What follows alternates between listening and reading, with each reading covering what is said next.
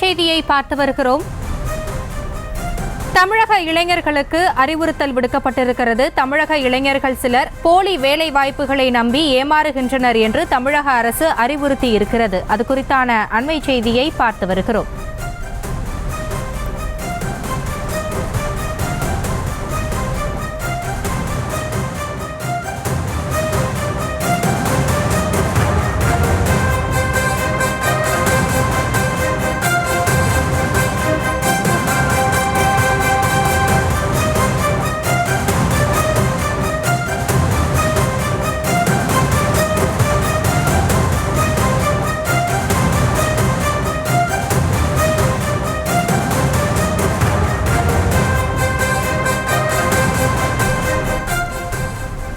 அண்மை செய்தியை பார்த்து வருகிறோம்.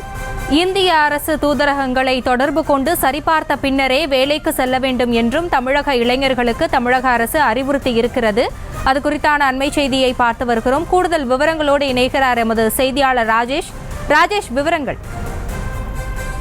வணக்கம். பல்வேறு வேலை வாய்ப்புகளுக்காக தமிழ்நாட்டு இளைஞர்கள் வெளிநாடுகளுக்கு புலம்பெயர்வது அதிகரித்து வரக்கூடிய சூழ்நிலையில் சமீப காலமாக தகவல் தொழில்நுட்ப பணி என்ற பெயரில் கம்போடியா, தாய்லாந்து, மியான்மர் ஆகிய நாடுகளுக்கு சுற்றுலா விசாவில் அழைத்து செல்லப்பட்டு அங்கு சென்றவுடன் சட்டவிரோதமாக இணையதள நடவடிக்கைகளில் ஈடுபடும்படி அவர்கள் கட்டாயப்படுத்தப்படுகின்றனர் என்றும் அம்மாதிரியான சட்டவிரோதமான இணையதள பணிகள் செய்ய மறுக்கும் நபர்களை கடுமையாக துன்புறுத்துகிறார்கள் எனவும் இதுவரை இந்த குறிப்பிட்ட 3 நாடுகளிலிருந்து கடந்த வருடம் மட்டும் 83 தமிழர்களை அயலக தமிழக நலத்துறை மீட்டு வந்திருப்பதாக தமிழக அரசு சார்பில் தெரிவிக்கப்பட்டிருக்கிறது.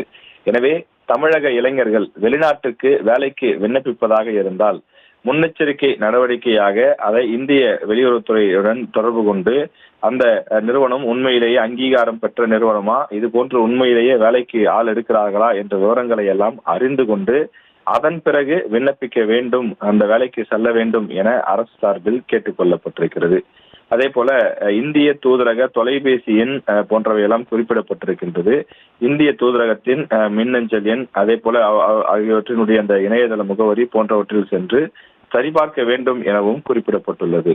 அயலக வேலைவாய்ப்பு தொடர்பான விவரங்கள் மற்றும் அயல் நாடுகளில் உள்ள தமிழர்கள் சந்திக்கக்கூடிய இன்னல்கள் குறித்து தீர்வு காண்பதற்காக தமிழக அரசின் அயலக நலர் தமிழர் துறையின் கட்டணமில்லா தொலைபேசி எண்களும் இருக்கிறது எனவும் அதற்கான இணையதளங்களில் சென்று தமிழக அரசினுடைய இந்த இலவச தொலைபேசி அந்த குறைதீர்ப்பு மையங்களின் மூலமாகவும் விவரங்களை அறிந்து கொள்ளலாம் என அரசு சார்பில் தெரிவிக்கப்பட்டுள்ளது. மேலும் குடிபெயர்வு பாதுகாப்பு அலுவலர் சென்னை உதவி எண் அந்த தொடர்பு எண்களையும் தொடர்பு கொண்டு இந்த விவரங்களை கேட்டு அறிந்து கொள்ளலாம் எனவும் இந்த முகமை தவறான ஆட்களை அனுப்பும் இது போன்று தவறான செயல்களில் ஈடுபடும் நபர்கள் அந்த முகமைகள் மீது காவல்துறையில் புகார் கொடுத்தால் கடுமையான நடவடிக்கை எடுக்கப்படும் எனவும் தெரிவிக்கப்பட்டுள்ளது. தங்களுடைய விவரங்களுக்கு நன்றி ராஜேஷ். செய்திகளை உடனுக்குடனும் துல்லியமாகவும் தெரிந்து கொள்ள சப்ஸ்கிரைப் பண்ணுங்க.